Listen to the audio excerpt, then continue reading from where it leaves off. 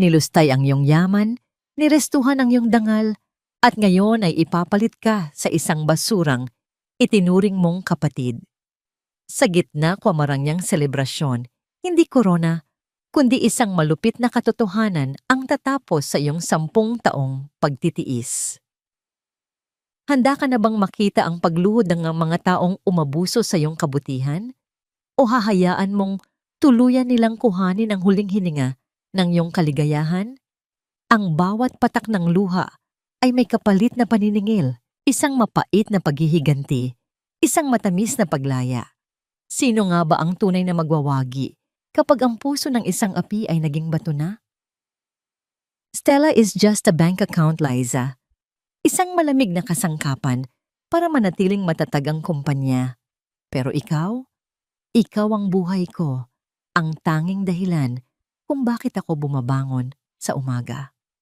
Ang tinig na iyon ay galing kay Hector, ang asawa ni Stella sa loob ng 10 taon. Ang lalaking ipinaglaban niya laban sa lahat. Ang lalaking binuo niya mula sa kawalan gamit ang bawat sentimo at pawis ng kanyang pagkatao. Ngunit ang bawat salitang lumalabas sa bibig nito ngayon ay tila mga laslas ng kutsilyo sa gitna ng katahimikan ng gabi. Sa labas ng pinto ng kanilang silid, nakatayo si Stella. Basang-basa ang kanyang bestida dahil sa malakas na buhos ng ulan sa labas. Nanginginig ang kanyang mga kamay habang mahigpit na nakahawak sa isang plastic bag na naglalaman ng mainit na sopas at mga gamot.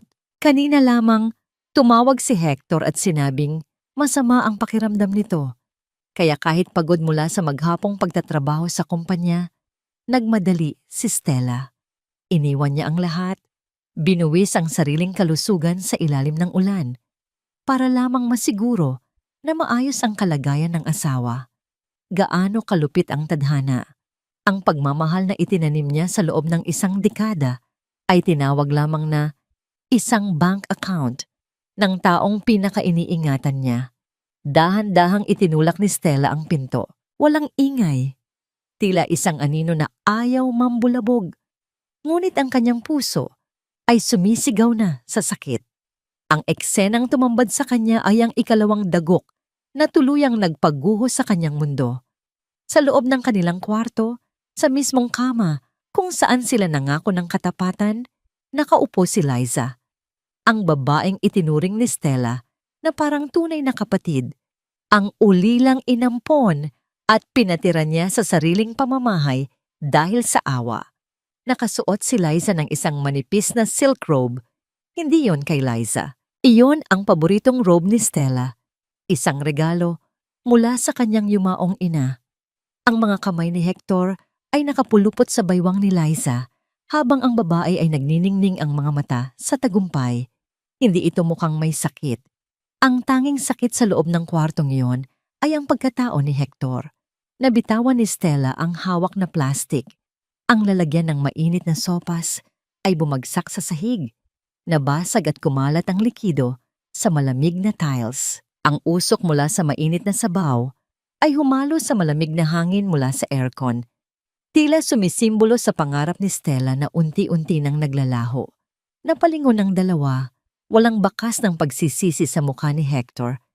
Sa halip ang bumungad sa kanya ay ang galit at pagkairita.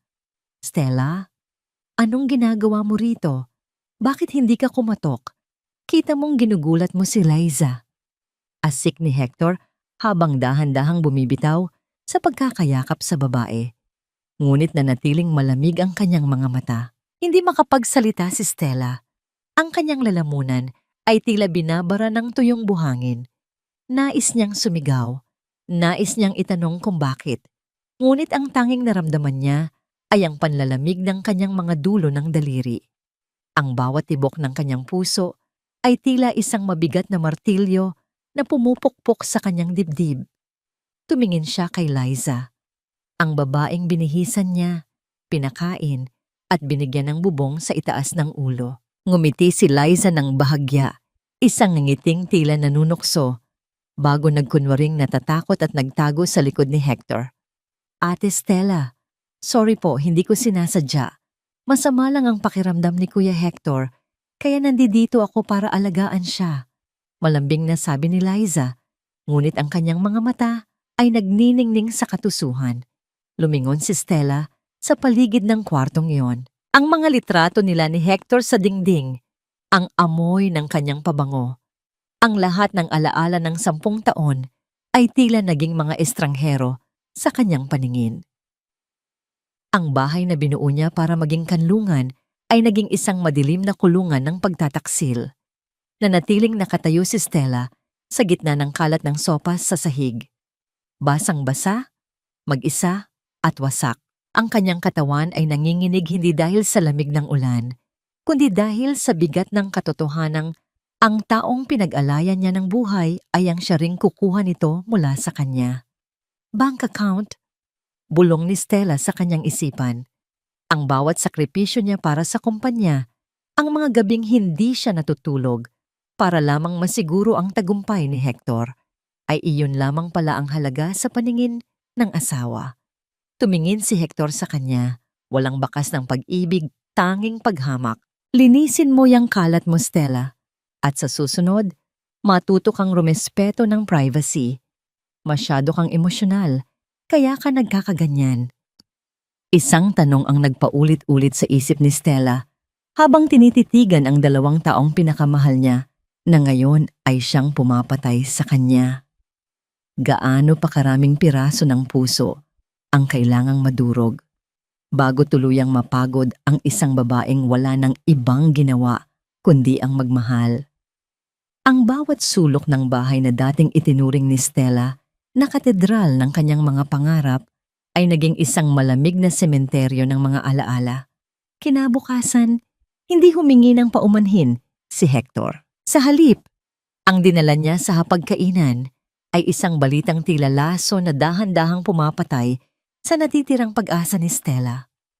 Dito na muna mananatili si Liza sa guest room. Mas ligtas siya rito habang inaayos pa ang kanyang dokumento para sa kumpanya. At Stella, si Mama ang nagmungkahi nito, kaya wag mo nang balakin tutulan. Malamig na pahayag ni Hector habang nagbabasa ng dyaryo, hindi man lamang nagabalang tingnan ang namumugtong mga mata ng kanyang asawa. Sa tabi niya, nakatayo si Doña Imelda, ang ina ni Hector. Ang mukha nito ay puno ng paghamak habang nakatingin kay Stella. Huwag kang masyadong selosa, Stella. Utang mo sa pamilyang ito ang apelyidong dala mo. Isang malaking karangalan na pinatira ka namin dito, kahit wala kang maibigay na apo sa amin. Hayaan mong si Liza ang magdala ng sigla sa bahay na ito. Ang bawat salita ni Doña Imelda ay tila isang sampal na nag-iwan ng hapdi sa kaluluwa ni Stella. Gusto niyang isigaw na ang kumpanyang pinagmamalaki nila ay nailigtas lamang dahil sa yaman ng kanyang yumaong mga magulang. Gusto niyang ipaalala na ang bawat dekorasyon sa bahay na ito ay binili ng kanyang sariling pagsisikap. Ngunit nanatiling tikom ang kanyang bibig. Ang kanyang katahimikan ay hindi tanda ng pagsuko, kundi ang bigat ng isang pusong unti-unti nang nagiging bato. Nang sumapit ang hapunan, mas matindi ang pagpapahirap. Nagluto si Liza ng sinigang na hipon, ang paboritong ulam ni Hector. Ngunit ito ang pagkain na alam ng lahat na ikamamatay ni Stella dahil sa kanyang malalang allergy. Ate Stella, tikman mo itong luto ko. Pinaghirapan ko yan para sa inyo ni Kuya Hector. Nakangiting sabi ni Liza habang maingat na inilalagay ang isang malaking hipon sa plato ni Stella. Tumingin si Stella sa plato. Pagkatapos ay kay Hector. Ang kanyang asawa ay abala sa pagkain. Tila walang pakialam kung ang susunod na subo ni Stella ay magiging huli na nito. Alam mong allergic ako sa hipon, Liza. Mahinahong sabi ni Stella. Bagamat ang kanyang mga kamay sa ilalim ng mesa ay mahigpit na nakakuyom hanggang sa bumaon ang kanyang mga kuko sa sariling palad. Biglang nagbago ang mukha ni Liza. Ang kanyang mga mata ay napuno ng luha. Isang mabilis na pagbabago na tila isang actress sa harap ng kamera. Pasensya na po, ate. Ang akala ko ay nakalimutan mo na ang galit mo sa akin. Ayaw mo ba talaga sa akin dito? Stella! Ano bang problema mo? Galit na tumayo si Hector. Ang tunay na emosyon ay lumabas. para lamang ipagtanggol ang ibang babae. Nagluto ang tao, magpasalamat ka na lang. Kung ayaw mong kumain, umalis ka sa harap namin. Huwag mong dinadamay si Liza sa insecurity mo. Ang tunay na sakit ay hindi ang gutom, kundi ang makitang ang lalaking pinag-alayan mo ng 10 taon ay mas pinapahalagahan ang pekeng luha ng iba kaysa sa tunay mong kaligtasan. Tumayo si Stella ng walang imik. Ang tunog ng kanyang upuan na gumagasgas sa sahig ay tila isang malungkot na nota sa gitna ng tensyon. Pumasok siya sa kanyang silid-aklatan, ang tanging lugar kung saan siya nakakahanap ng kapayapaan. Doon, binuksan niya ang kanyang laptop habang ang lahat ay abala sa kanilang huwad na kaligayahan. Sa labas, sinimulan ni Stella ang pagsusuri sa mga account ng kumpanya. Doon niya nakita ang mas malalalim na sugat, mga transaksyong hindi dumaan sa kanya, mga mamahaling alahas at bayad sa kondo na ang pangalan ng benepisyaryo ay walang iba kundi si Liza. Ang bawat numero ay isang patunay ng pagtataksil. Ang bawat sentimong nawala ay isang alaala ng kanyang katangahan. Ngunit sa gitna ng kanyang pag-iimbestiga, narinig niya ang pag-alis ni na Hector at Doña Imelda para sa isang biglaang pulong sa labas. Naiwan si Liza sa bahay. Samantala, lumabas si Stella para kumuha ng tubig nang mapansin niyang naiwan ni Liza ang kanyang bag sa sofa sa sala. Isang malakas na udyok ang nagtulak kay Stella. Nalapitan ito. Ang kanyang puso ay tumitibok ng mabilis, tila isang tambol sa gitna ng gabi. Dahan-dahan niyang binuksan ang zipper ng bag. Sa loob, sa gitna ng mga mamahaling kosmetiko, na tiyak na si Hector ang bumili, ay may isang puting sobre. Nang ilabas niya ang laman nito, tila tumigil ang pag-ikot ng mundo para kay Stella. Isang ultrasound result. Ang petsa ay kamakailan lamang. Ang pangalan sa itaas ay malinaw na nakasulat, Liza Guevara. At sa ibaba, ang maliliit na imahe ng isang buhay na nagsisimula pa lamang. Isang buhay na kailanman ay hindi na ibigay ni Stella kay Hector. Nanginginig ang buong katawan ni Stella. Ang papel sa kanyang kamay ay tila naging isang nagniningas na uling na sumusunog sa kanyang balat. Ang kanyang paningin ay nagdilim at ang hangin sa paligid ay tila nawala. Sa sandaling iyon, ang lahat ng kanyang pasensya, ang lahat ng kanyang pagtitiis para sa pamilya ay naglaho na parang usok. Ate, bakit mo hawak ang gamit ko?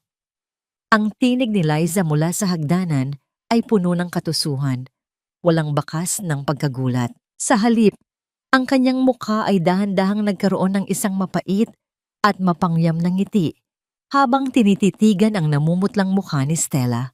Nakahawak si Liza sa kanyang tiyan, isang kilos na tila nanunukso, bago dahan-dahang lumapit kay Stella. Ngayong alam mo na ang lihim namin, sa tingin mo ba ay may lugar ka pa sa bahay na ito? Ang katahimikan sa pagitan ni Stella at Liza ay tila isang lason na dahan-dahang kumakalat sa buong sala. Ang puting papel na hawak ni Stella ay nanginginig, tila isang tuyong dahon sa gitna ng bagyo.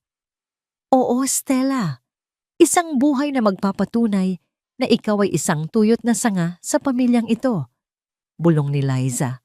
Ang boses nito ay puno ng kamandag habang dahan-dahang kinukuha ang ultrasound result mula sa kamay ni Stella. Huwag kang mag-alala. Kapag wala ka na rito, ako ang magpapatuloy ng pangalang kailanman ay hindi mo kayang panindigan. Hindi nakasagot si Stella. Tumalikod siya at mabilis na lumabas ng bahay. Hindi alintana ang malamig na hangin ng gabi. Ang kanyang mga paa ay tila kusa siyang dinala sa opisina ng kanilang pamilyang abogado, si Attorney Ramos. Sa loob ng tahimik na silid na amoy lumang papel at selyo, isa pang katotohanan ang naghihintay na lalong dumurog sa kanyang pagkatao. I'm sorry, Stella, but I have to be honest with you. Panimula ng abogado habang inilalatag ang mga dokumento sa mesa. Ang trust fund na iniwan ng mga magulang mo para sa iyong magiging mga anak. Kalahati nito ay wala na. Inilipat ni Hector ang pondo sa isang shell company, 6 na buwan na ang nakalilipas. Ginamit niya ang iyong pirmang palsipikado. Ang bawat salita ni Attorney Ramos ay tila isang mabigat na batong bumabagsak sa dibdib ni Stella. Hindi lamang ang kanyang puso ang ninakaw ni Hector, kundi pati na rin ang huling alaala at proteksyon na iniwan ng kanyang yumaong mga magulang. Ang utang na loob na dapat sana ay ibalik ni Hector dahil sa pagligtas ni Stella sa kanyang karera ay binalot ng sakim at panlilinlang. Paglabas ni Stella sa opisina ng abogado, tumuloy siya sa kumpanya. Madilim na ang gusali. Tanging ang mga ilaw sa hallway ang nagbibigay ng malungkot na liwanag. Pumasok siya sa kanyang sariling opisina at doon, sa gitna ng kadiliman, ay tuluyan na siyang bumigay. Napasandal siya sa malamig na pader. Ang kanyang mga hikbi ay walang tunog, ngunit ang bawat pagyugyog ng kanyang balikat ay nagpapakita ng hindi masukat na pighati. Isang dahan-dahang pagbukas ng pinto ang nagpalingon sa kanya. Ang anino ng isang lalaki ay tumayo sa may pintuan. Si Maki iyon, ang kanyang tahimik na kawani na laging nasa gilid lamang, tila isang bantay na walang kibo. Hindi nagsalita si Maki. Hindi siya nagtanong kung bakit umiiyak ang kanyang boss. Dahan-dahan siyang lumapit at inilapag ang isang baso ng mainit na tubig sa mesa. Mula sa kanyang bulsa, inilabas niya ang isang malinis na panyo at iniabot ito kay Stella. Hindi kailangang magsalita ng mga bituin para malaman nating gabi na. Ma'am Stella, malalim na sabi ni Maki, ang kanyang boses ay tila isang haplos sa sugatang puso ng babae. Nandito ako, hindi dahil trabaho ko ito, kundi dahil alam kong hindi mo na kayang pasanin ang lahat ng ito ng mag-isa. Ito ang golden moment sa gitna ng kanyang kalungutan. Sa loob ng 10 taon, laging si Stella ang nag-aalaga. Laging si Stella ang nagbibigay.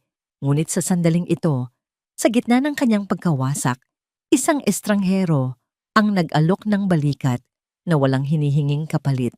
Napatingin si Stella sa mga mata ni Maki at doon niya nakita ang isang bagay na matagal nang nawala kay Hector. Ang katapatan. Maki, bakit mo ito ginagawa? Tanong ni Stella. Ang kanyang boses ay paos at basag. Lumapit pa ng kaunti si Maki. Ang kanyang mukha ay seryoso, ngunit puno ng malasakit. Dahil ang tatay niyo ang dahilan kung bakit nakapagtapos ako ng pag-aaral. Ang pamilya niyo ang nagbigay ng dangal sa amin nang itaboy kami ng lahat. Utang ko ang buhay ko sa inyo at hindi ko papayagang bastusin lang nila ang nag-iisang anak ng taong tumulong sa akin. Inilabas ni Maki ang isang makapal na brown envelope mula sa kanyang bag. Inilapag niya ito sa harap ni Stella. Lahat ng transaksyong ginawa ni Hector, lahat ng lihim na pagkikita nila ni Liza at ang tunay na pagkatao ng babaeng yon. Nandidiyan lahat. Dahan-dahang binuksan ni Stella ang sobre. Ang kanyang mga mata ay nanlaki sa bawat pahinang binabasa niya. Ngunit ang huling dokumento ang nagpatigil sa kanyang paghinga.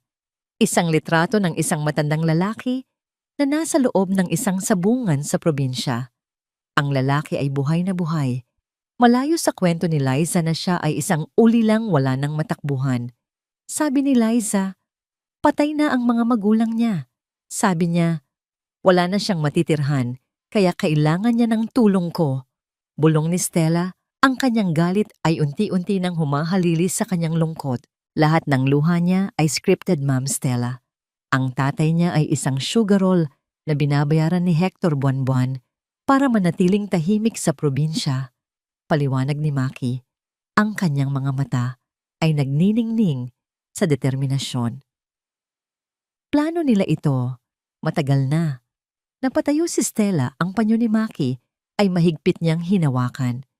Ang sulyap ng katotohanan ay tila isang malamig na tubig na gumising sa kanyang natutulog na diwa. Hindi lamang siya biktima ng pangangaliwa. Siya ay biktima ng isang malaking sindikato ng panloloko sa loob ng sarili niyang tahanan. Ngunit may isang bagay pa ang napansin ni Stella sa folder. Isang maliit na note na nakasulat sa likod ng isa sa mga resibo ng hotel ni na Hector at Liza. Isang pangalan ang nakasulat doon na hindi pamilyar kay Stella, ngunit tila ito ang susi sa lahat ng itinatago ni Hector. "Sino si Apollonia?" tanong ni Stella habang nakatingin kay Maki. Bago pa makasagot si Maki, biglang nag-vibrate ang cellphone ni Stella sa ibabaw ng mesa. Isang mensahe mula sa isang hindi kilalang numero ang pumasok. "Kung sa tingin mo ay alam mo na ang lahat, nagkakamali ka. Tanungin mo si Hector kung nasaan ang mga alahas na isinanlan niya noong nakaraang buwan. Ang huling piraso ng dangal mo ay malapit nang makuha ng iba." Isang pirasong papel lang yan, Stella. Pero iyang papel na yan ang magtatakwil sa'yo sa pamilyang ito. Huwag kang mag-inarte na parang ikaw ang biktima rito. Ang boses ni Doña Imelda ay kasing lamig ng bakal habang nakaupo ito sa kanyang paboritong silya sa sala. Hawak ni Stella ang ultrasound result, ang papel na dapat sana ay maging ebidensya ng kataksilan ni na Hector at Liza. Ngunit sa harap ng kanyang biyenan, tila ito naging dumi na nais lamang nilang itapon. "Mama, alam niyo po ba ito? Alam niyo bang buntis si Liza at ang asawa ko ang ama?" Tanong ni Stella. Ang kanyang boses ay nanginginig sa pagitan ng pag-asa at takot. Umaasa siyang kahit papaano ay may natitira pang katarungan sa pusong ina ni Doña Imelda. Dahan-dahang tumayo ang matanda. Ang bawat kilos nito ay puno ng awtoridad at paghamak. Lumapit siya kay Stella. Ang amoy ng kanyang mamahaling pabango ay humalo sa amoy ng ulan na nananatili pa rin sa suot ni Stella. "At ano naman kung alam ko?" Ang sagot ng matanda na tila isang mabilis na kidlat na tumama sa dibdib ni Stella. "Sa loob ng 10 taon, Stella, wala kang naibigay sa amin kundi pera at trabaho. Akala mo ba sapat na yon? Ang kailangan ng pamilya namin ay tagapagmana. Isang bata na magdadala ng apelyidong Valdez. At kung hindi mo kaya yon, sino ka para pigilan si Liza?" "Pero mama, asawa ako ni Hector. Ako ang nagligtas sa kumpanya niyo. Utang niyo sa akin ang lahat ng karangyaan niyo ngayon." Sigaw ni Stella. Ang kanyang mga luha ay tuluyan ng bumuhos, mainit at masakit sa kanyang pisngi. Bago pa man matapos ni Stella ang kanyang pangungusap, naramdaman niya ang isang mabilis na pagdampi ng kamay sa kanyang muka. Walang tunog ng pagtama, ngunit ang hapdi ay agad na kumalat sa kanyang balat.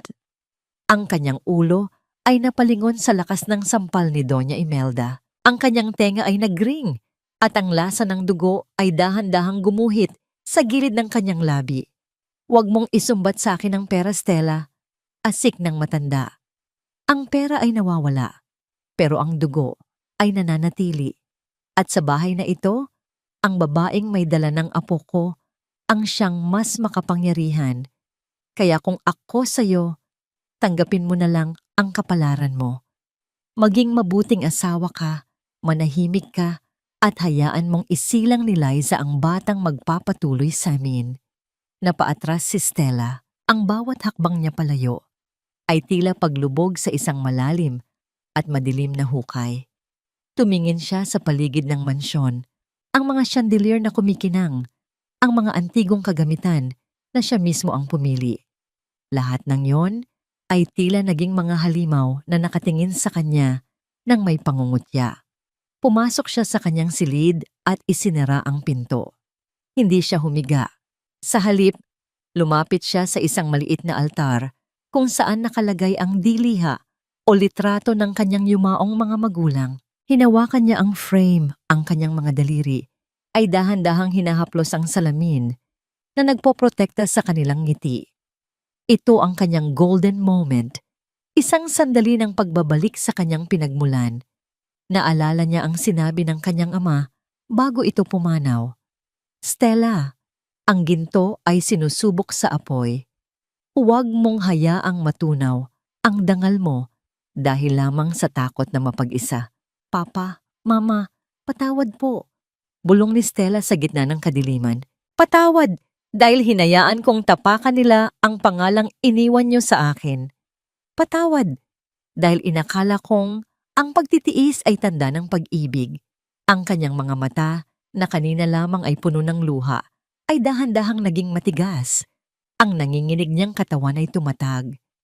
Kinuha niya ang folder na ibinigay ni Maki at muling binasa ang pangalan ni Apollonia.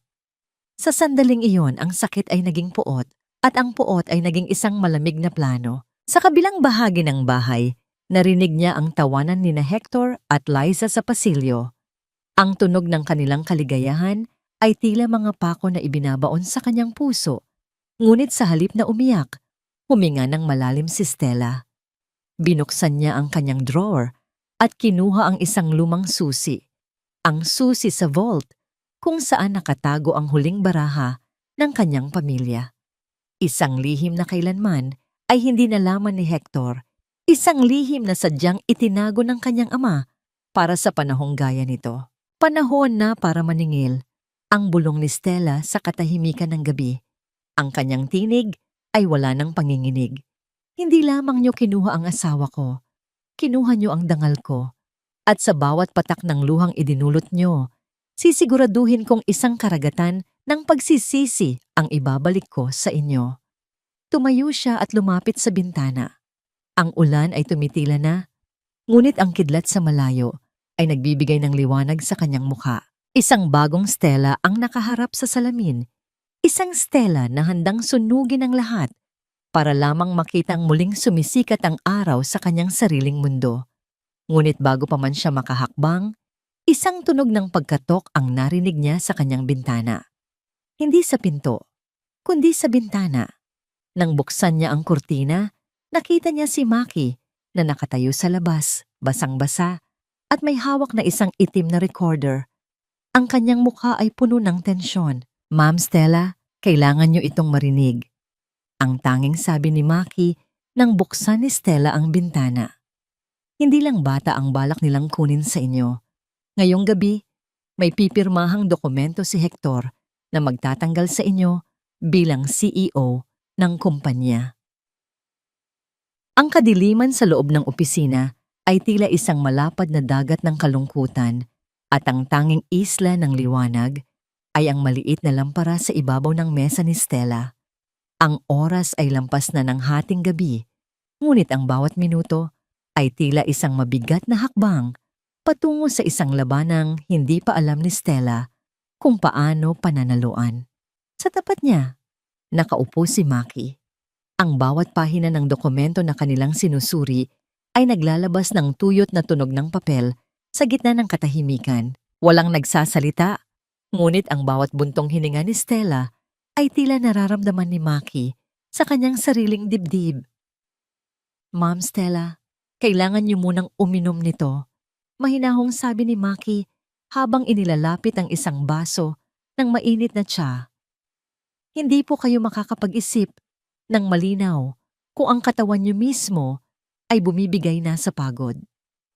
Napatingin si Stella sa baso, pagkatapos ay sa lalaking nasa harap niya. Sa gitna ng bagyo ng pagtataksil ng kanyang asawa at biyenan, bakit ang isang taong itinuturing niyang empleyado lamang ang nananatili sa kanyang tabi?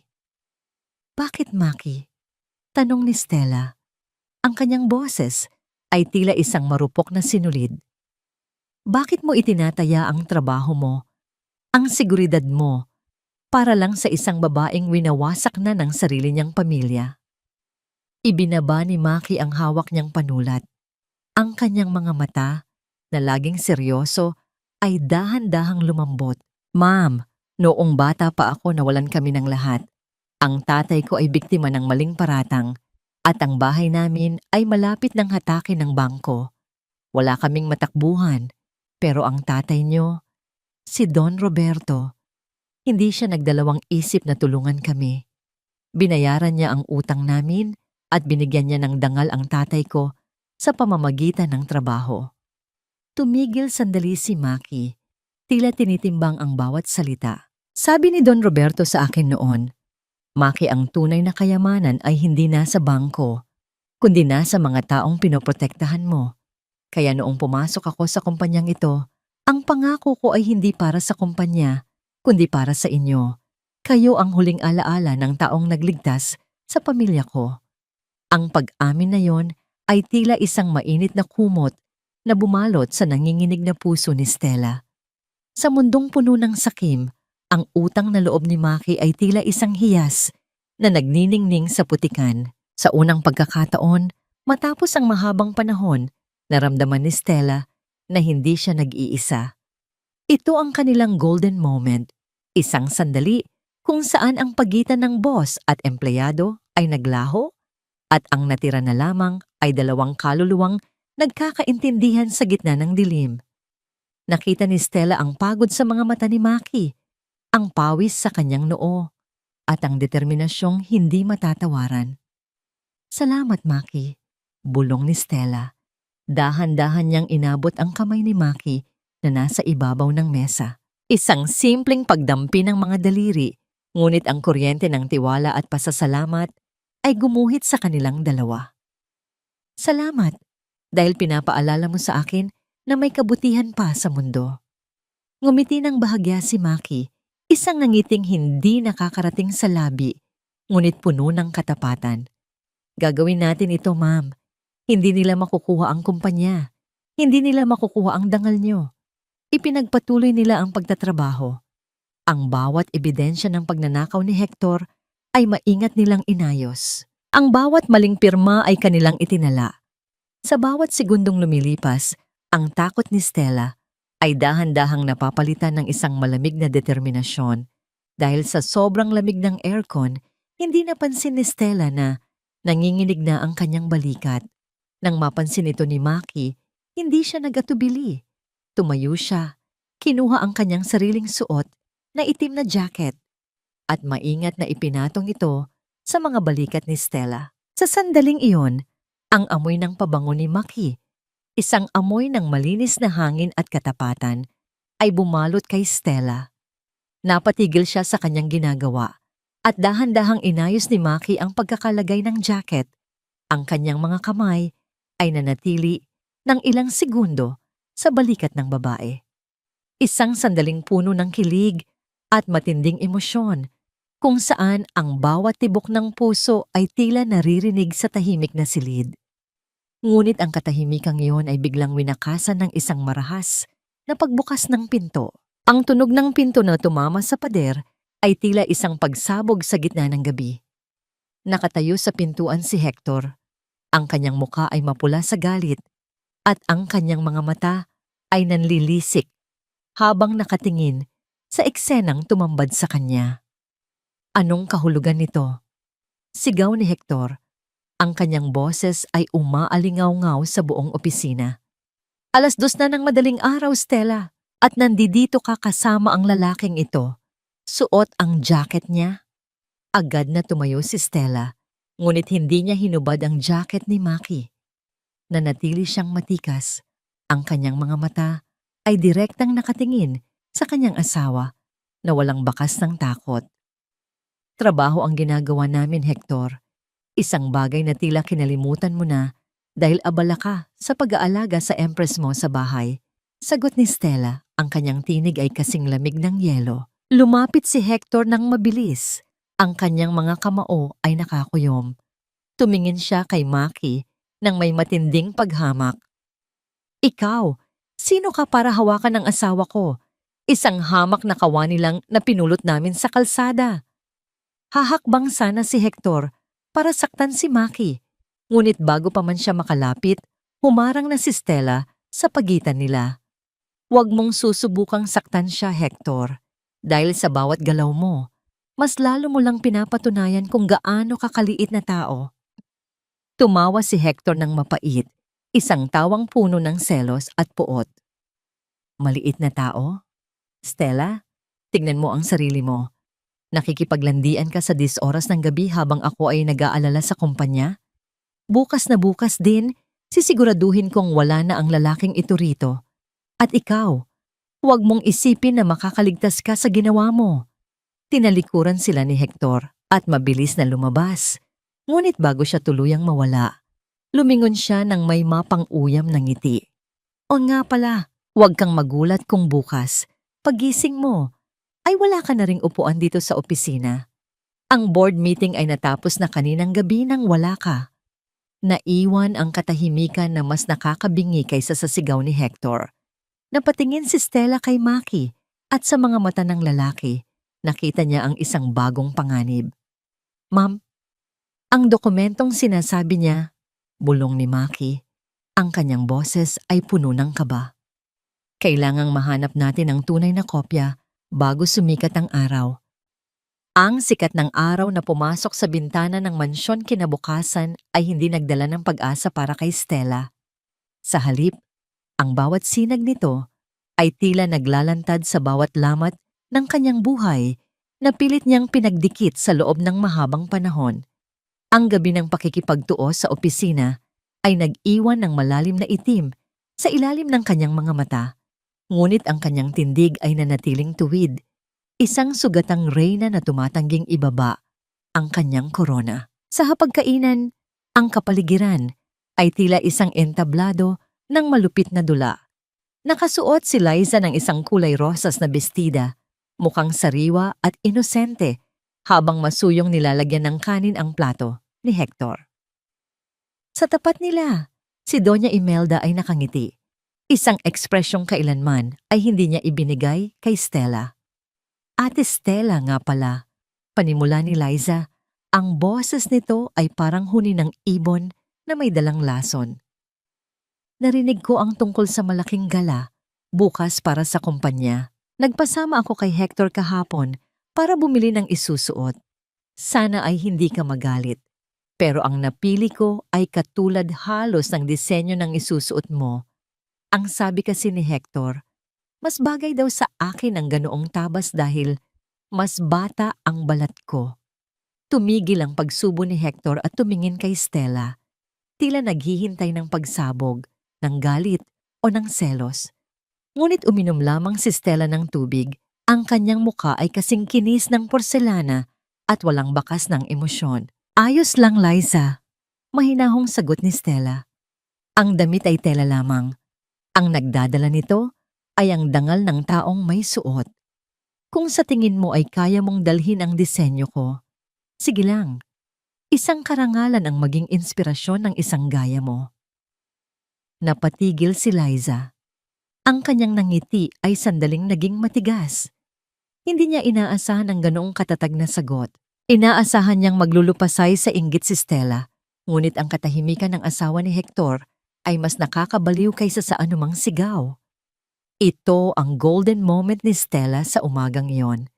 Sa gitna ng pang-uuyam, pinili niyang hindi bumaba sa level ng kanyang kaaway. Napansin niya ang isang butil ng kanin na nahulog sa mamahaling tablecloth na galing pa sa kumpanya ng kanyang pamilya. Dahan-dahan niya itong pinulot gamit ang tissue.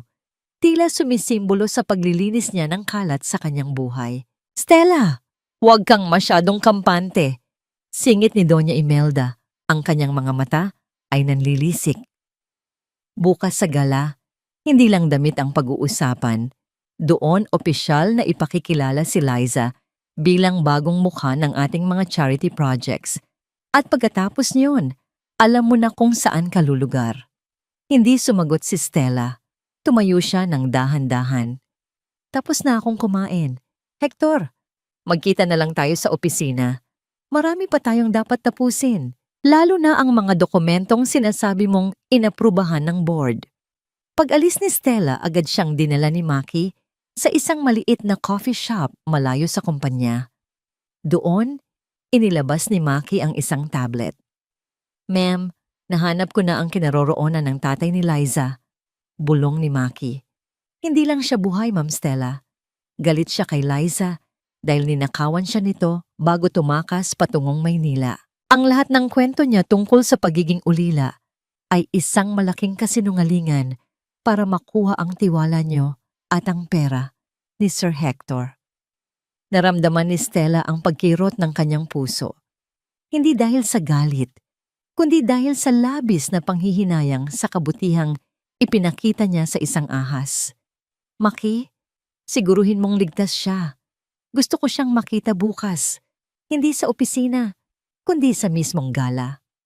Masusunod po, ma'am, sagot ni Maki. Ang kanyang kamay ay sandaling dumampi sa braso ni Stella, isang pagpaparamdam ng suporta. Handa na rin ang slide presentation para sa bukas. Lahat ng hiningi niyo ay nandoon na. Bumalik si Stella sa mansyon ng hapon ding iyon para kunin ang kanyang mga huling gamit.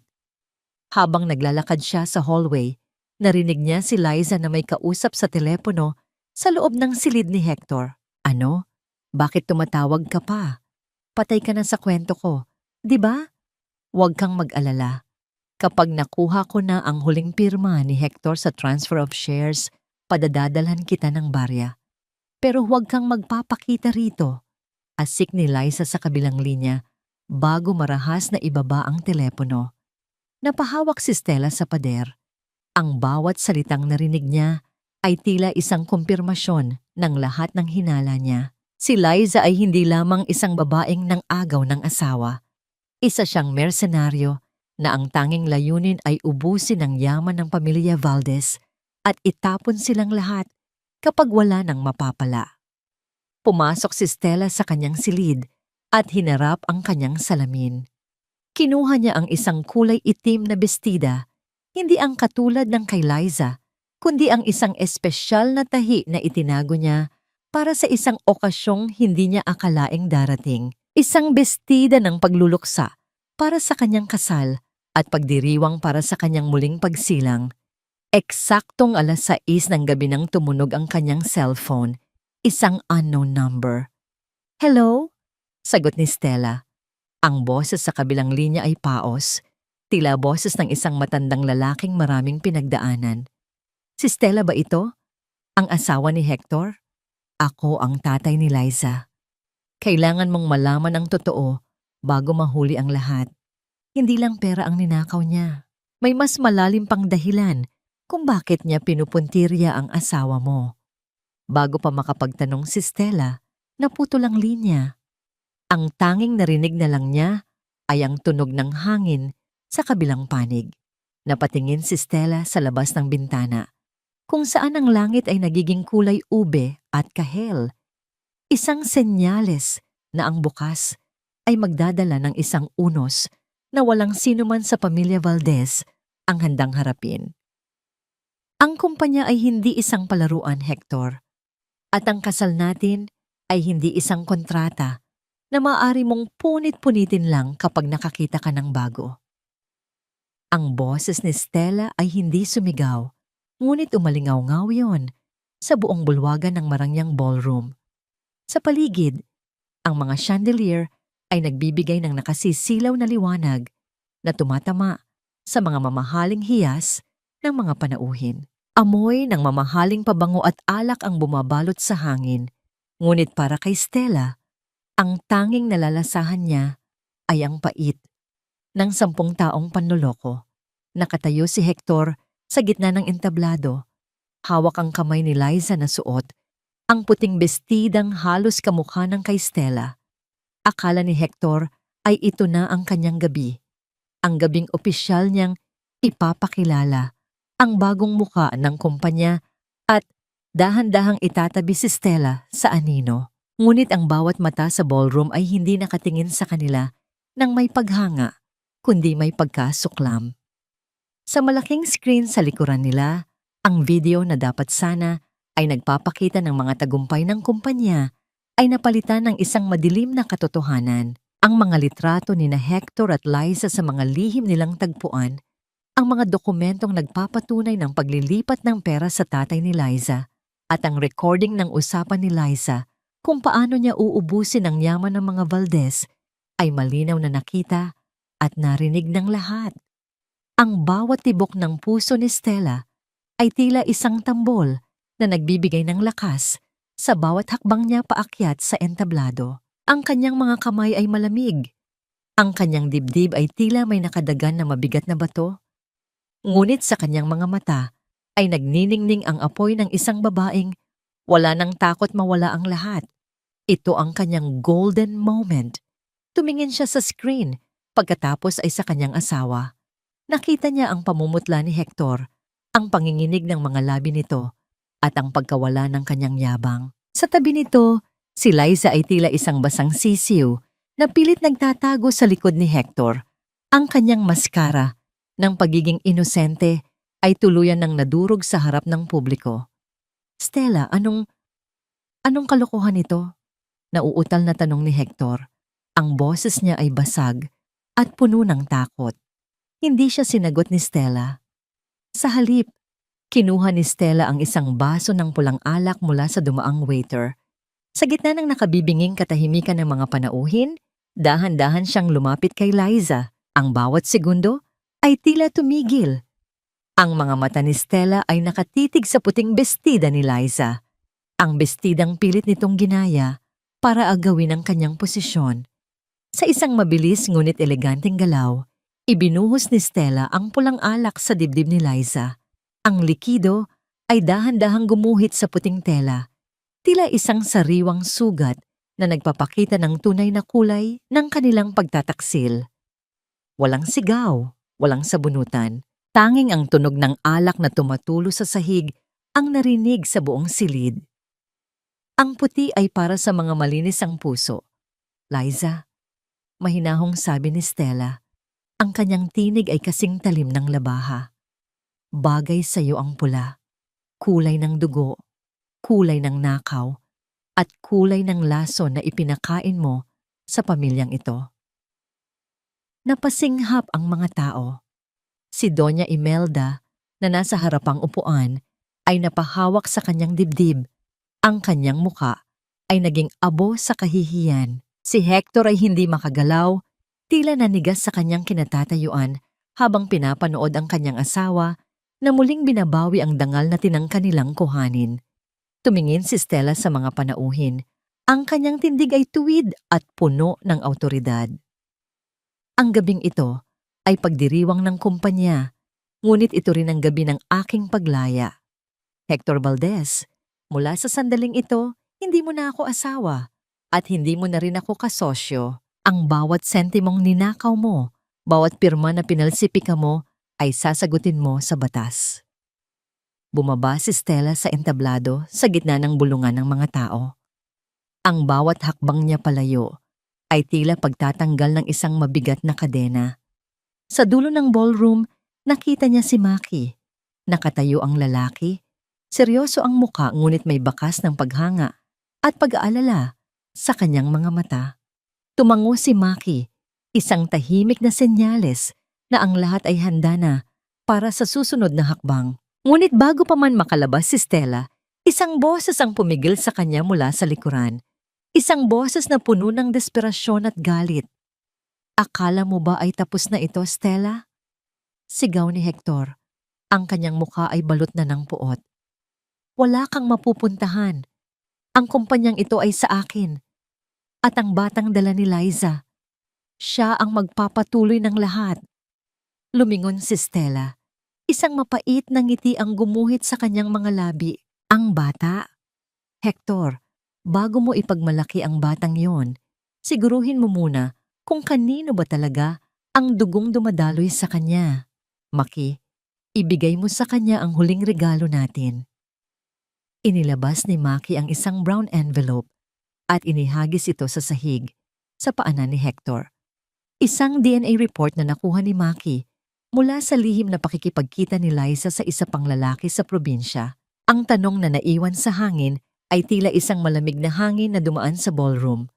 Sino ba talaga ang tunay na biktima sa larong ito? At gaano kalalim ang hukay na hinukay ni Hector para sa kanyang sarili? Wala kang utang na loob, Stella.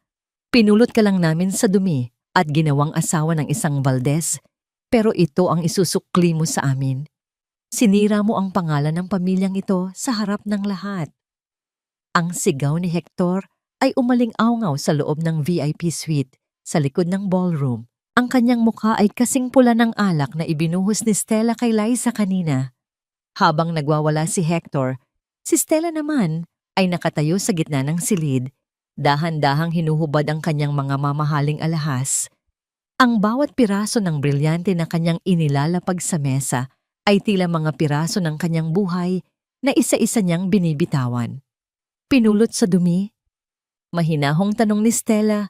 Ang kanyang tinig ay kasing talim ng labaha.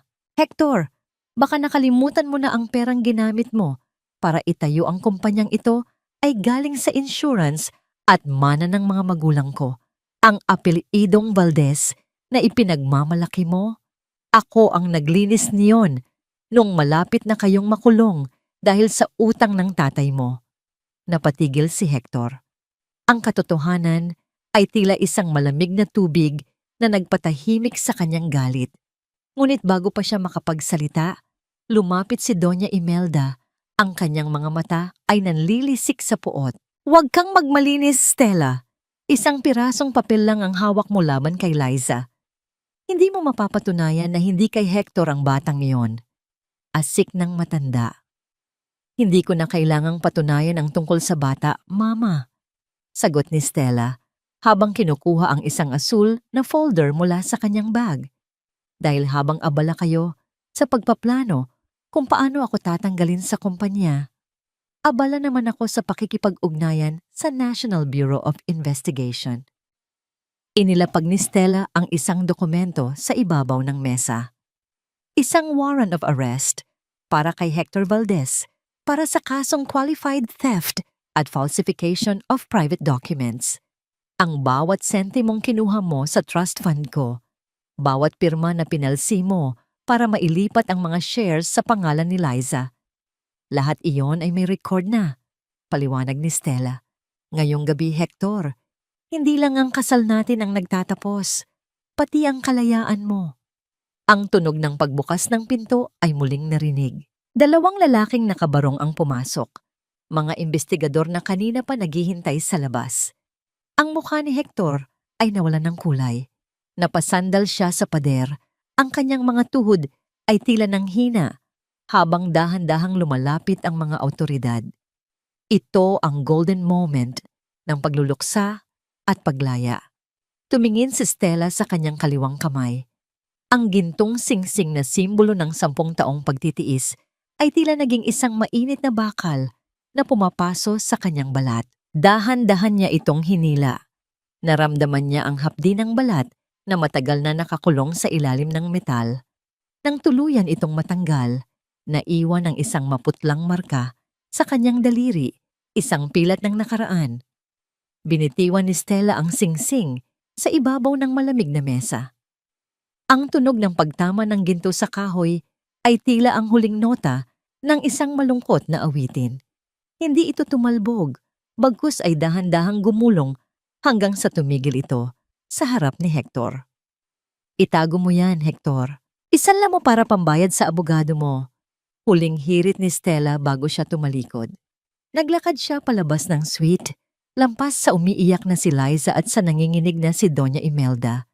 Ang bawat yabag ni Stella sa marangyang carpet ay tila pagtatapon ng isang mabigat na pasanin. Hindi siya lumingon. Hindi niya hinayaan ang sarili na maawa sa mga taong kailanman ay hindi naawa sa kanya. Pagdating niya sa malaking gate ng hotel, ang ulan ay dahan-dahan ng tumitila. Ang hangin ay amoy basa na lupa at kalayaan. Sa dulo ng driveway, nakita niya ang isang pamilyar na sasakyan. Nakatayo sa tabi nito si Maki, hawak ang isang payong. Ang kanyang mga mata ay puno ng tahimik na suporta at paggalang. Hindi nagsalita si Maki nang lumapit si Stella. Binuksan niya ang pinto ng sasakyan at tila binabasa ang bawat emosyon sa mukha ng kanyang boss, ngayong malaya na itong babae.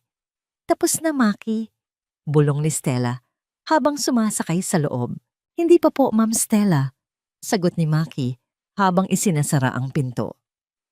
Ngayon pa lang po magsisimula ang tunay na buhay niyo. Habang dahan-dahang umaandar ang sasakyan palayo sa hotel, tiningnan ni Stella ang kanyang refleksyon sa bintana. Ang babaeng nakikita niya ay hindi na ang sugatang asawa, kundi isang mandirigmang handa ng harapin ang bukas. Ngunit sa kabila ng tagumpay, may isang kurot pa rin sa kanyang dibdib, isang kurot ng takot. Saan nga ba dadalhin ng tadhana ang isang babaeng sa loob ng 10 taon ay nakalimutan na kung paano mabuhay para sa sarili? At sino ang misteryosong Apollonia na patuloy na nagpapadala ng mga mensahe sa kanya. Ang kalayaan pala ay hindi kasing tamis ng iniisip ko. Minsan, ang lasa nito ay parang abo, mapait, tuyo, at nag-iiwan ng bakas ng sunog na pangarap. Ito ang tanging naisip ni Stella habang nakatitig siya sa maliit na bintana ng kanyang bagong tinitirhan. Malayo ito sa marangyang mansyon ng mga Valdez. Wala rito ang mga dambuhalang chandelier, ang mga mamahaling carpet, o ang mga katulong na naghihintay sa bawat kumpas ng kanyang daliri. Ang tanging naririnig niya ay ang dahan-dahang paghampas ng alon sa pampang ng Cavite at ang malayo at paos na tilaok ng manok sa madaling araw. Dito sa maliit na apartment na amoy pintura at alat ng dagat, mag-isa si Stella. Ang kanyang 10 taong pagsisikap ay nauwi sa isang maleta ng mga damit at ilang dokumentong magpapatunay na siya ay malaya na. Ngunit ang kalayaang yon ay tila isang mabigat na kumot na dahan-dahang sumasakal sa kanya. Isang gabi, habang nagluluto siya ng simpleng hapunan, isang bagay na hindi niya ginagawa sa loob ng 10 taon, hindi sinasadyang nahawakan niya ang mainit na gilid ng kawali. Ang hapdi ay agad na kumalat sa kanyang balat, ngunit hindi siya dumaing. Tinitigan lamang niya ang kanyang daliri na dahan-dahang namumula. Doon, sa gitna ng usok ng pritong isda, ay biglang bumuhos ang kanyang mga luha. Hindi siya umiiyak dahil sa paso. Umiiyak siya dahil sa loob ng 10 taon, ang bawat hapdi na nararamdaman niya ay laging para sa iba. Ngayon, sa unang pagkakataon, ang sakit ay kanya lamang. Wala ng Hector na kailangang alagaan. Wala ng Doña Imelda na kailangang pasayahin. Ang katahimikan sa paligid niya ay kasing bigat ng isang hatol. Ito ang kanyang golden moment, ang sandali ng pagtanggap sa kanyang sariling kahinaan. Pinatay niya ang kalan at naupo sa sahig ng maliit na kusina. Doon, sa gitna ng kadiliman, ay niyakap niya ang kanyang sariling mga tuhod. Naramdaman niya ang bawat tibok ng kanyang puso, ang bawat paghinga na tila isang himala. Sa unang pagkakataon, hindi siya si Mrs. Valdez. Siya si Stella. Sugatan, pagod, ngunit humihinga. Kinabukasan, isang dahan-dahang pagkatok sa pinto ang gumising sa kanya. Nang buksan niya ito, nakita niya si Maki. Wala itong suot na barong o suit. Tila isang ordinaryong tao na nakasuot lamang ng simpleng puting t-shirt at maong. May hawak siyang isang maliit na basket ng mga sariwang prutas at isang mainit na kape. "Ma'am Stella, pasensya na po sa istorbo," mahinahong sabi ni Maki. Ang kanyang mga mata ay puno ng paggalang, tila binabasa ang bawat lamat sa mukha ng babae. "Naisip ko lang na baka kailangan niyo ng kape." At nang makakausap, naupo sila sa maliit na balkonahe na nakaharap sa dagat. Ang hangin ay humahaplos sa buhok ni Stella at ang init ng kape sa kanyang mga kamay ay tila nagbibigay ng bagong buhay. "Maki, bakit nandito ka pa rin?" tanong ni Stella habang nakatingin sa malayo. "Wala na akong kumpanya. Wala na akong posisyon. Hindi mo na kailangang magsilbi sa akin." Dahan-dahang ibinaba ni Maki ang kanyang baso. "Ma'am, sabi ko naman sa inyo, ang utang na loob ko ay hindi sa kumpanya. Ito ay sa inyo. At sa totoo lang, hindi po ito pagsisilbi. Ito ay pagbabantay." Tumingin si Maki nang diretso sa mga mata ni Stella. Isang sandaling puno ng damdamin, kung saan ang bawat salitang hindi masabi ay tila nakasulat sa hangin. "Hayaan niyo po akong manatili hanggang sa kaya niyo nang tumayo ng mag-isa. Kahit bilang kaibigan lang." Isang maliit na ngiti ang sumilay sa mga labi ni Stella, ang unang tunay na ngiti sa loob ng maraming taon. "Salamat, Maki. Pero kailangan kong malaman, nahanap mo ba kung sino ang nagpapadala ng mga mensahe?" Ang mukha ni Maki ay biglang naging seryoso. Inilabas niya ang kanyang cellphone at ipinakita ang isang lumang litrato na nakuha niya mula sa isang pribadong investigador. Isang litrato ng isang babaeng kamukhang-kamukha ni Stella noong kabataan niya, ngunit may suot na uniforme ng nurse. Si Apollonia ay hindi lang basta estranghero, ma'am, bulong ni Maki. Siya ang nurse na nag-alaga sa tatay ni Hector bago ito mamatay. At ayon sa record, may isang lihim na testamento ang matandang Valdez na tanging si Apollonia lang ang nakakaalam. Isang testamentong maaaring magpabagsak sa lahat ng natitirang yaman ni na Hector at Doña Imelda. Napatigil si Stella sa pag-inom ng kape.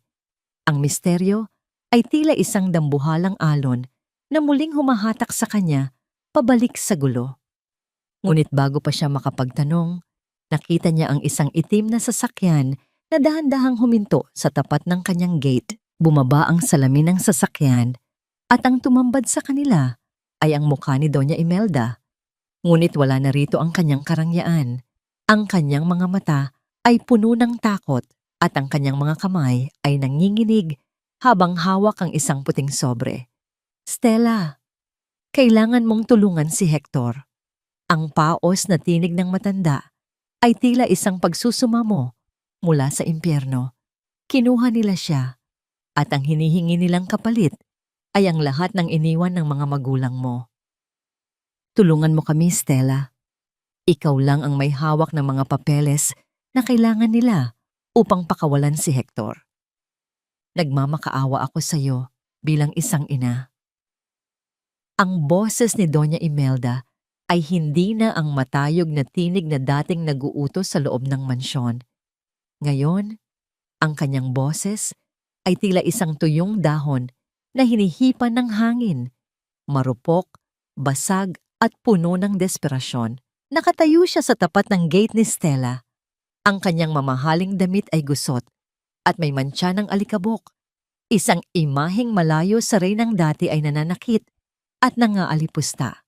Tinitigan siya ni Stella mula sa likod ng rehas ng gate. Naramdaman niya ang isang kakaibang lamig sa kanyang dibdib. Hindi ito galit, hindi rin ito tuwa sa nakikitang paghihirap ng kanyang biyenan. Ito ay isang malalim na kawalan ng pakiramdam, isang hollowness na dulot ng 10 taong pagkakaubos ng kanyang emosyon. Pagkatapos ng lahat, Mama, pagkatapos niyo akong itaboy na parang dumi, nandito kayo para hingin ang huling piraso ng alaala ng mga magulang ko? Mahinahong tanong ni Stella. Ang kanyang boses ay walang panginginig. Tila isang lawa na payapa sa kabila ng dumarating na unos. Dahan-dahang lumuhod si Doña Imelda sa semento. Ang tunog ng kanyang mga tuhod na tumama sa matigas na sahig ay tila isang huling pagsuko ng kanyang dangal. Kinuha siya ng mga taong pinagkakautangan niya, Stella. Noong ma-freeze ang mga account niya dahil sa kaso mo, kumapit siya sa mga patubuan sa labas. Ngayon, hawak nila siya. Ang sabi nila, ang titulo lamang ng inyong ancestral estate ang sapat na kabayaran. Lumapit si Maki sa tabi ni Stella. Ang kanyang muka ay seryoso at alerto. Ma'am, huwag po kayong maniniwala agad. Maaaring isa na naman itong patibong. Ngunit bago pa makasagot si Stella, isang lumang jeep ang dahan-dahang huminto sa likod ng sasakyan ni Doña Imelda. Isang babaeng nasa huling bahagi ng kanyang edad na 50 ang bumaba. Nakasuot siya ng simpleng uniforme ng isang caregiver. Ang kanyang mga mata ay may bakas ng matinding pagod, ngunit may liyab ng katotohanan. Stella, tawag ng babae. Ako si Apollonia. Tila tumigil ang paghinga ni Stella. Ang pangalang kanina pa, bumabagabag sa kanya, ay may mukha na ngayon. Lumapit si Apollonia sa gate. Hindi pinapansin si Doña Imelda na patuloy na umiiyak sa sahig. Nandito ako para itama ang lahat. Simula ni Apollonia, ang kanyang boses ay puno ng awtoridad. Bago mamatay ang biyenan mong lalaki, may iniwan siyang huling habilin sa akin. Alam niyang sakim ang kanyang asawa at anak, kaya itinago niya ang tunay na testamento. Stella, hindi mo kailangang ibigay ang inyong lupain para iligtas si Hector. Dahil sa katotohanan, ang lahat ng pag-aari ng mga Valdez, pati ang mansyong tinitirhan nila, ay nakapangalan na sa iyo noon pa man bilang kabayaran sa lahat ng tulong ng pamilya mo. Napatingin si Doña Imelda kay Apolonia. Ang kanyang mga mata ay nanlaki sa gulat at takot. Nagsisinungaling ka. Wala kaming alam sa ganyang testamento. Dahil alam ng matandang Valdez na uubusin niyo lang ang lahat. Sagot ni Apolonia habang may kinukuha sa kanyang bag na isang luma at selyadong sobre. Ang tanging kondisyon ay ibibigay ko lang ito kay Stella kapag napatunayan niyang handa na siyang iwan ang pamilyang ito. Ito ang golden moment ni Stella, ang sandali kung saan ang lahat ng piraso ng puzzle ay nabuo. Ang kanyang pagtitiis sa loob ng 10 taon ay hindi pala nasayang dahil ang taong pinakarerespeto niya sa pamilya Valdez, ang kanyang yumaong biyenang lalaki, ay nakakita sa kanyang halaga. Dahan-dahang kinuha ni Stella ang sobre. Naramdaman niya ang bigat ng papel. Ang bigat ng katotohanang siya pala ang tunay na may-ari ng lahat ng bagay na ipinagkakait sa kanya. Tumingin siya kay Maki at nakita niya ang isang maliit na tango mula sa lalaki. Isang senyales ng pagsuporta. Ngunit ang katahimikan ay muling bumasag nang tumunog ang cellphone ni Doña Imelda na nakalapag sa semento. Isang video call. Nang sagutin ito, ang tumambad sa screen ay ang mukha ni Hector. Siya ay nakatali sa isang upuan. Ang kanyang mukha ay puno ng pasa at dugo. Sa likod niya, isang pamilyar na boses ang narinig. Isang boses na puno ng halakhak at katusuhan. "Hi, Ate Stella! Surprise!" Ang boses ni Liza. Ang kamera ay lumingon at ipinakita si Liza na humihitit ng sigarilyo. Walang bakas ng pagiging buntis o pagiging inosente. "Ang ganda ng drama niyo dyan, no? Pero pasensya na. Kailangan ko ng pera. Ibigay mo ang titulo ng lupa sa akin o sisiguraduhin kong hindi na makakauwi ang mahal mong asawa. May 10 minuto ka para magdesisyon." Tinitigan ni Stella ang screen. Nakita niya ang takot sa mga mata ni Hector. Ang lalaking minahal niya, ang lalaking nandaraya sa kanya, at ngayon ay ang lalaking nagmamakaawa sa kanya para sa kanyang buhay. "Stella, please, save me!" Hikbi ni Hector mula sa screen. Isang matalim na desisyon ang gumuhit sa isip ni Stella. Tiningnan niya ang testamento sa kanyang isang kamay at ang screen ng cellphone sa kabilang kamay. Ang kanyang puso ay tumitibok ng mabilis, hindi dahil sa takot, kundi dahil alam niyang ito na ang huling pagkakataon na kailangan niyang humarap sa kanyang madilim na nakaraan. "Maki, ihanda mo ang sasakyan," utos ni Stella. Ang kanyang boses ay kasing talim ng kidlat. "Pupunta tayo sa kanila, pero hindi para ibigay ang titulo." "Anong gagawin mo, Stella?" tanong ni Doña Imelda habang pilit na tumatayo. Hinarap siya ni Stella. Ang kanyang mga mata ay nagniningning sa determinasyon. "Gagawin ko ang nararapat. Tutuldukan ko na ang kasamaang sinimulan niyo."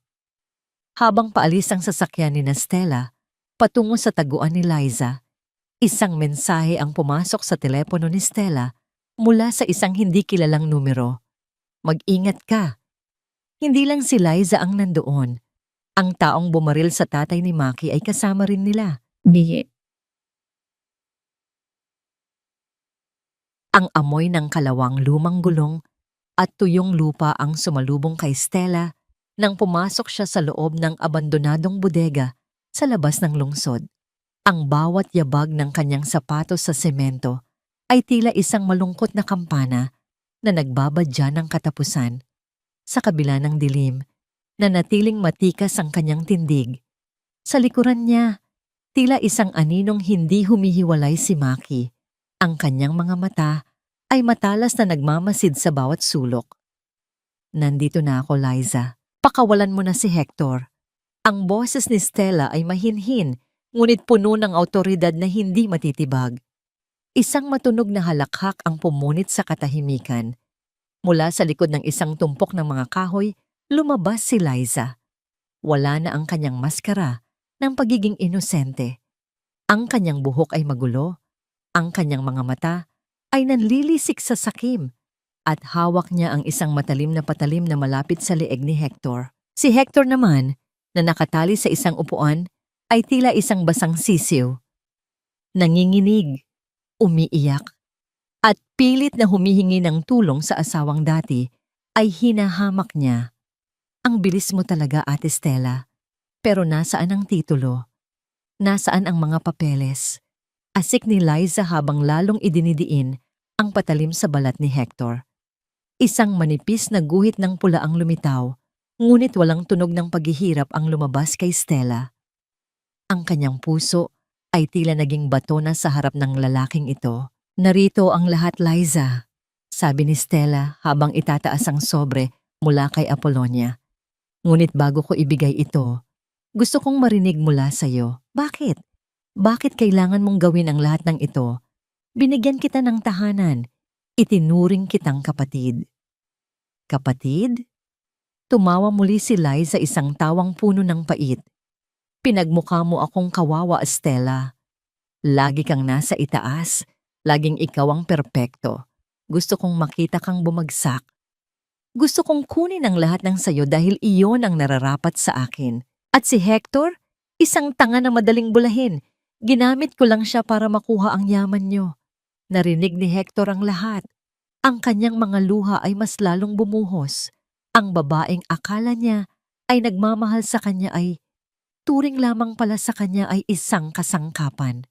Ito ang kanyang karma. Ang malamig na katotohanan na ang tunay na nagmamahal sa kanya ay ang babaeng binaliwala niya.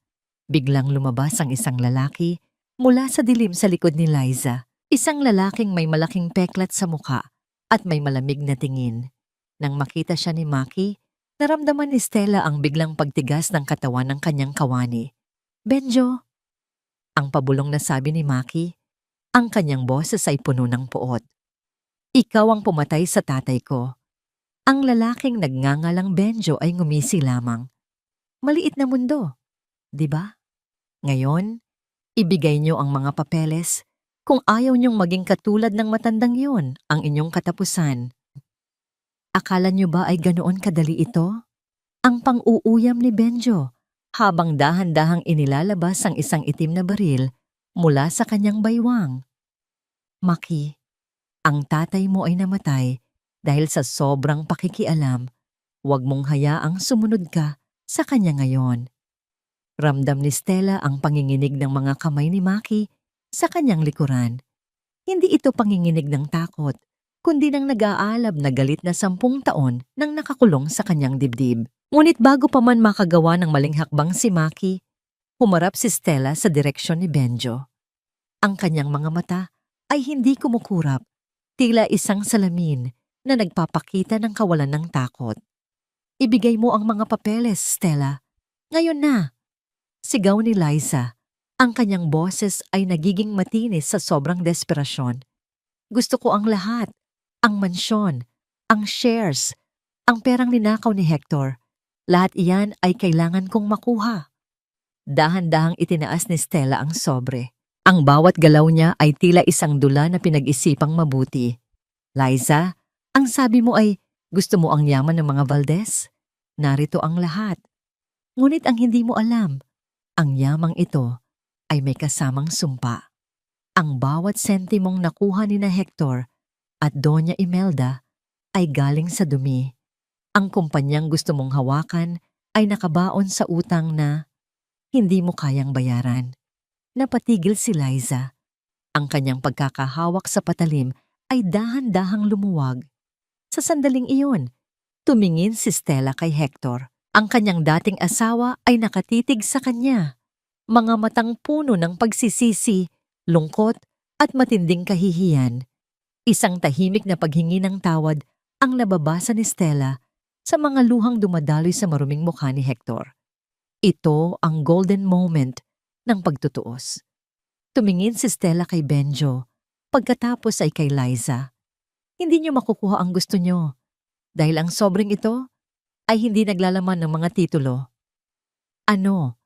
Ang sabay na sigaw ni na Liza at Benjo. Dahan-dahang binuksan ni Stella ang sobre at inilabas ang laman. Hindi ito mga papeles ng lupa, kundi mga warrant of arrest para kay Benjo dahil sa pagpatay sa ama ni Maki. at mga ebidensya ng sabotan ni Liza at Benjo sa pagkidnap kay Hector. Ang tunay na testamento ay nasa kamay na ng mga awtoridad. Pahayag ni Stella, ang kanyang tinig ay kasing tibay ng bakal.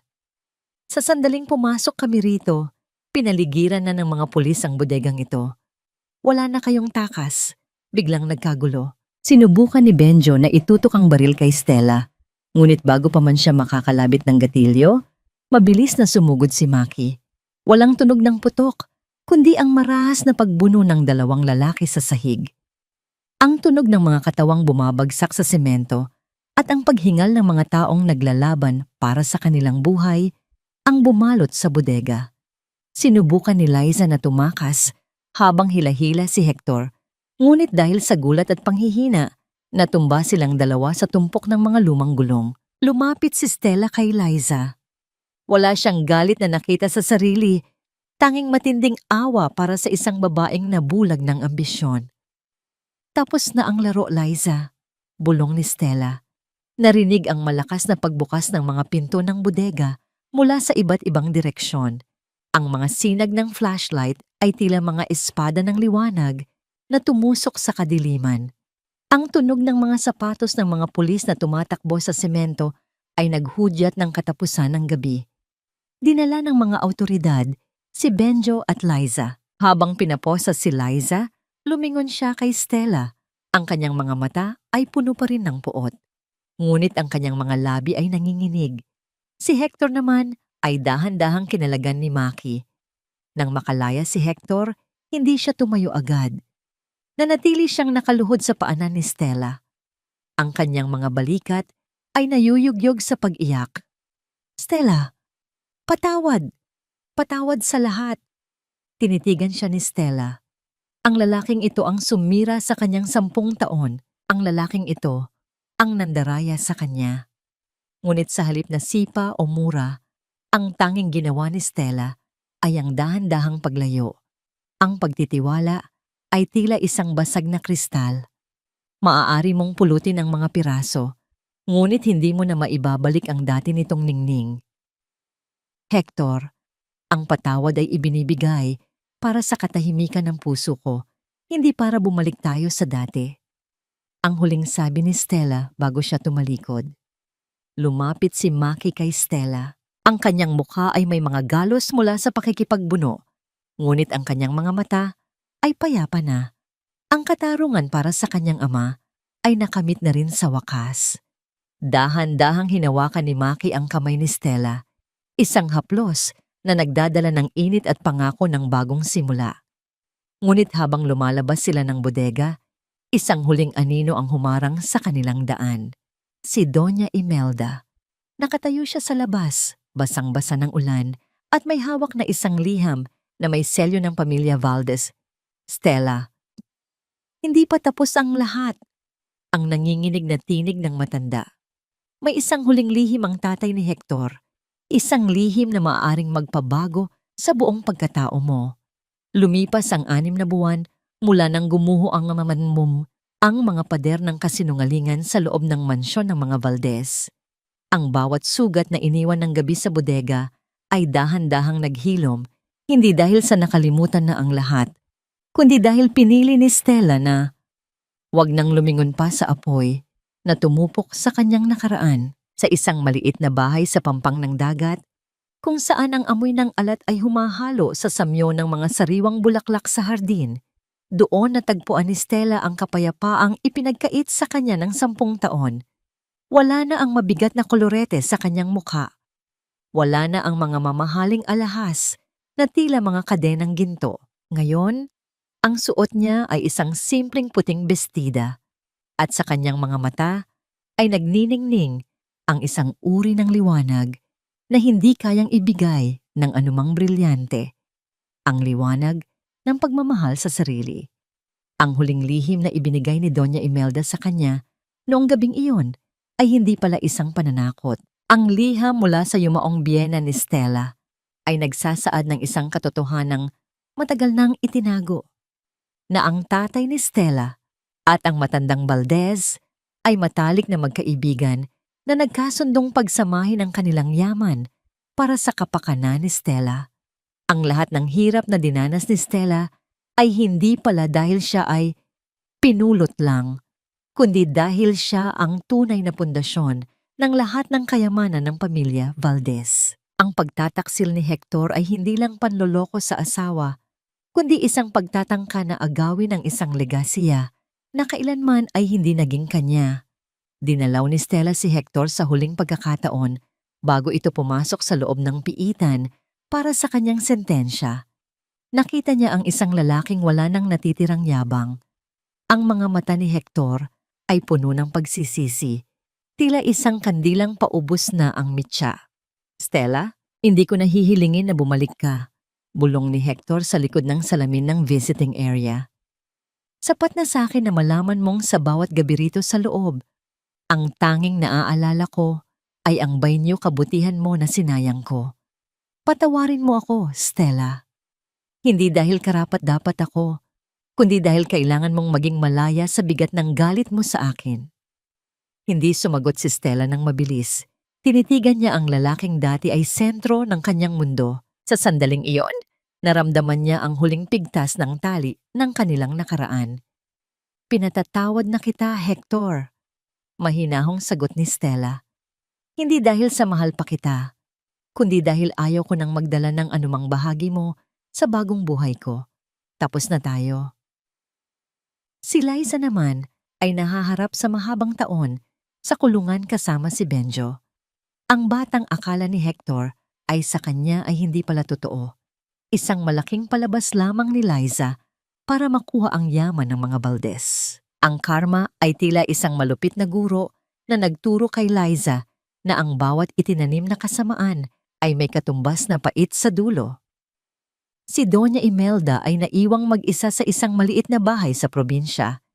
Pinagsisisihan ang bawat sampal at pang-aaping ibinigay niya sa kaisa-isang taong tunay na nag-alaga sa kanila.